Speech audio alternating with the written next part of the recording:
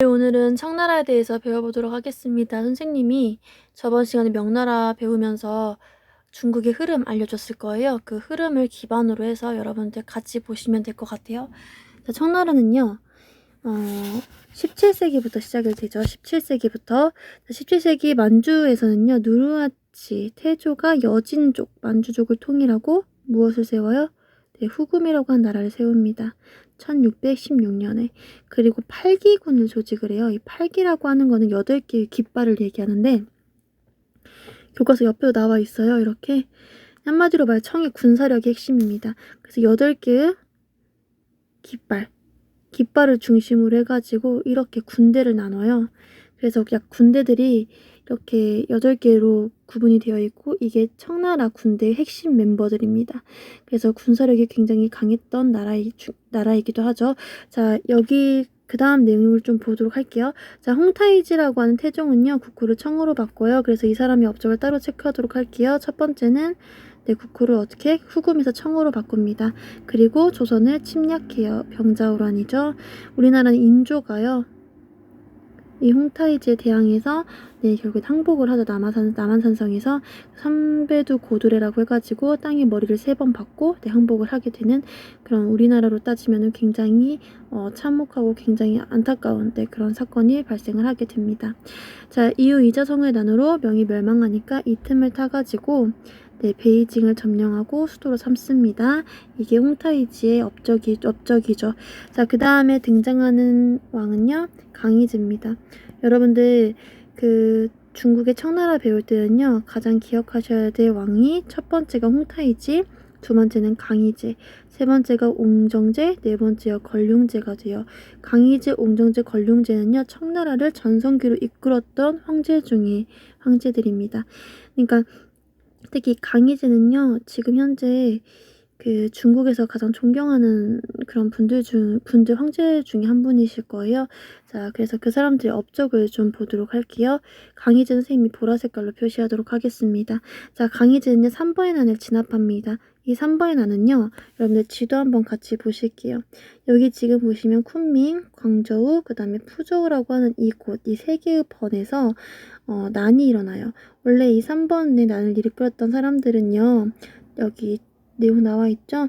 청의 중국 정복에 합력했던 사람들이에요. 3사람이었기 때문에, 공신들이었기 때문에 이쪽 지역을 지금 차지하고 있었는데, 이 3명의 사람들이요, 힘을 합쳐가지고 오히려 반란을 일으키는 거죠. 그래서 강희제는 이걸 진압을 한 거고요.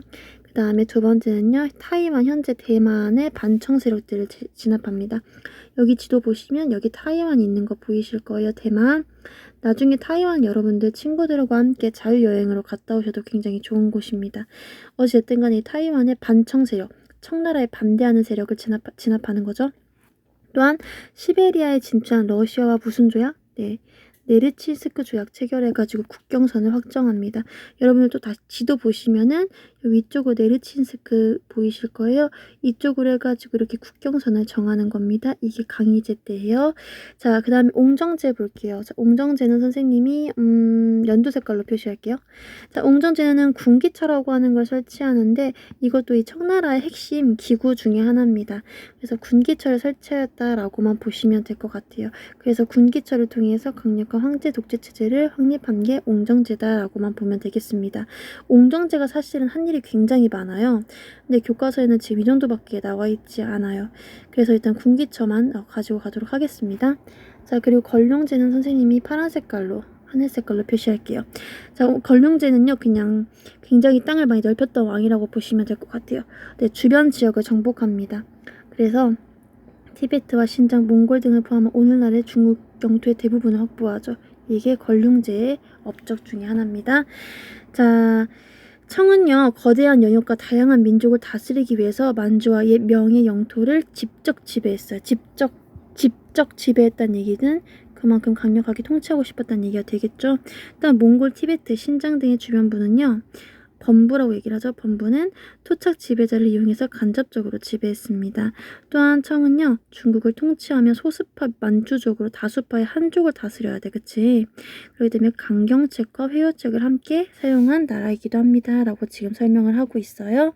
여러분들 가져가셔야 될 황제들이 홍타이지, 강희제, 옹정제, 걸륭제고 이 사람들의 업적들 각각 기억하셔야 되고요. 그 다음에 직접 통치와 함께 간접 통치도 하였다라고 하는 부분도 가져가시고요.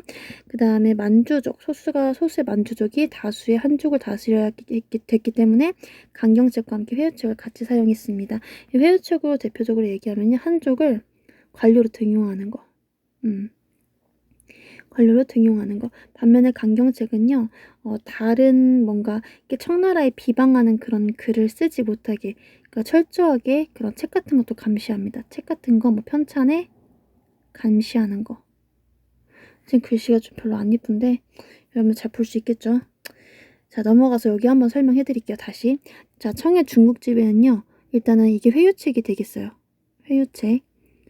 고위 관직의 만주족과 환족을 함께 등용하는 것은 한인에 대한 회유책이겠죠. 자, 그럼 나번은요, 청 왕조를 비방하는 사상이나 글을 엄격하게 통제한 건요, 강경책이에요. 강경책에 속합니다. 만주족의 fun수민 변발과 호복을 강요한 건요, 네, 강경책이 들어가겠죠. 한족 입장에서는. 삭제들을 동원해 사고정서 등의 대규모 서적 편찬 사업을 추진하였다라고 하는 것도요. 여기는 뭐 회유책이에요. 왜냐하면은 여기에 한족들도 많이 집어넣거든. 포함시키거든요. 이 사고정서가 걸륭제가 편찬했던 책이라고 보시면 될 것 같습니다. 자, 여기 넘어가봐서 밑에 이제 본문 다시 볼게요. 자, 명은요, 조선을 비롯한 주변국과 조공책봉의 관계를 맺습니다. 책봉 조공인데 선생님은 조공책봉이라고 하는 명칭이 더 편해가지고 그냥 조공책봉의 관계라고 얘기를 할게요.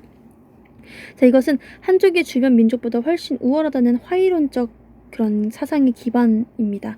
그러니까 조공책봉, 내가 너희들을 뭔가 이렇게 형제와 뭐 군신 관계로 맺어. 내가 항상 뭐 형제면은 내가 명나라는 누구야? 명청은 네, 형이고요. 그 다음에 다른 나라들이 아우가 되겠죠. 이런 식으로 관계를 맺어. 그리고 관계를 맺고 그 다음에 이 아우들에게 이렇게 뭔가 이렇게 조공을 뭐 이렇게 비단 같은 걸 받는 뭐 그런 시스템이라고 할까요? 근데 이게 명청 입장에서는요, 우월하다는 느낌인데 다른 민족 입장에서는요, 그냥 현재 무역을 하는 그런 우리 친하게 지내요 이런 의미로만 받아들였다라고 얘기를 하죠. 자, 어쨌든 간에 명청 교체는요, 명의 멸망과 청의 중국 정복이란 국제 질서의 변화와 함께 명 중심의 국제 질서를 지탱해주던 화이론에도 크게 변화를 가져왔습니다. 자, 동아시아 국가들은요, 명이 멸망했기 때문에 진정한 의미의 중화는 사라졌다. 그래서 자기 국가들이 스스로 중화라고 얘기를 해서 소중화주의가 꽃피우게 됩니다. 그래서 우리나라 조선시대에도요, 우리나라는 항상 늘 누구를 우위로 좀 생각을 했었냐면 중국 자체를 우위로 생각을 했는데 청나라 여진족이 채운 청나라를 굳이 우위로 생각할 필요가 없는 거죠. 그래서 그냥 소중화, 우리는 작은 중화다라고 얘기를 하는 겁니다. 자, 넘어갈게요. 자, 여기 지금 보시면 자료 1번만 보고 끝내도록 할게요. 자료 1번 명청교체와 화이론의 변화 보겠습니다. 명청교체 이후 새로운 국제질서 하에 조선과 청, 일본에서는 지난 200여 동안 명 중심의 조공질서를 지탱하던 화이론에 관한 문제의식이 나타나기 시작을 했어요. 자, 송시열이라고 하는 우리나라의 대표적인 그런 노론학파의 계열인 사람은요, 조선이 중화의 유일한 계승자라고 내세웠다고 얘기를 하죠. 그리고 청의 옹정제는요, 오랑캐라 하더라도 천명을 받으면 중원을 지배할 수 있다고 주장하면서 만주족의 중국 지배를 합리화하였다고 합니다. 일본도 마찬가지로 에도幕府가 자신들의 지배를 정당하기 위해 명 중심에서 벗어난 자국 중심적인 국제관계를 만들어 지낼 것이다 라고 얘기를 했다고 해요. 즉 다시 말해서 각각 나라들이 내가 중심이야 라고 얘기를 하는 거죠. 명나라, 그러니까 세계 최고의 중심이었던 명나라가 사라지니까 각각 나라들이 내가 중심이야 라고 얘기를 하고 있는 거예요. 여기 지금 보시면 송시열의 내용도 중요하지만 옹정제의 대의 강미록을 좀 집중해서 보시길 바랍니다. 옹정제가 쓴 대의 강미록이라는 책에서는요, 이 지금 만주족 출신이잖아요, 여진족 자체가. 그러니까 한족을 다스리기 위해서는 뭔가 정통성을 확립할 필요가 있었던 거죠. 정통성을 확립하려면은 뭔가 우리가 아무리 노력해도 중국 땅에 우리가 주인이 될 수 없다는 게 아니라 우리도 노력을 해서 덕을 쌓으면 이 만주족도 중국을 다스릴 수 있는 어떠한 정통성을 확보하는 민족이야라고 얘기를 하는 거예요. 즉 중화에서 태어났다고 해서 중화가 되는 것은 아닙니다. 그리고 변방에서 태어났다고 해서 중화가 될 수 없는 것도 아니에요. 그러니 우리가 만주족이잖아, 그치? 만주족. 그러니까 그러니 태어난 곳이 중원이 아니냐 맞다를 따지고 중화인과 오랑캐를 구분하지 말고 오랑캐인 우리도 중국의 주인이 될 수 있어. 덕으로서 통치를 하면. 이 말이에요. 그러니까 지금 옹중대도 자신의 그 만주족의 권리를 굉장히 정통화시키는 그런 책이 대의강미록이고 이 내용이 굉장히 중요하다는 겁니다. 자, 오늘 수업은 여기까지 하고 다음 시간에는 어떤 거 배우냐?